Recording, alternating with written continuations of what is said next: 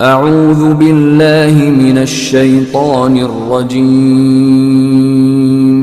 بسم اللہ الرحمن الرحیم۔ صفت شکر پر ایک عجیب واقعہ۔ حضرت احمد حرب رحمۃ اللہ کے پڑوس میں ایک شخص کے ہاں چوری ہو گئی۔ آپ اپنے دوستوں کے ساتھ اس کی غم خواری کو تشریف لے گئے۔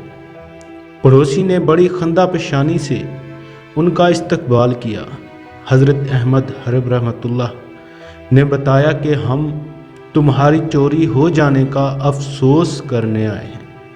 پڑوسی بولا کہ میں تو اللہ کا شکر ادا کر رہا ہوں اور مجھ پر اس کے 3 شکر واجب ہو گئے ہیں۔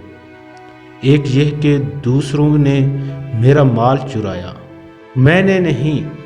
دوسرے یہ کہ ابھی آدھا مال میرے پاس موجود ہے۔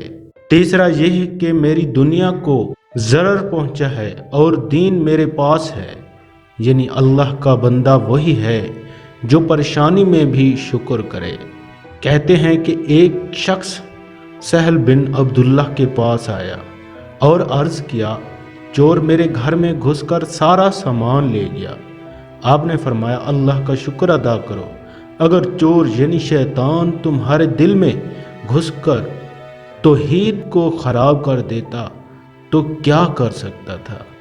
کہتے ہیں کہ آنکھوں کا شکر یہ ہے کہ تو لوگوں کے عیبوں پر پردہ ڈالے، اور کان کا شکر یہ ہے کہ جو عیب کی بات سنے اس پر پردہ ڈالے۔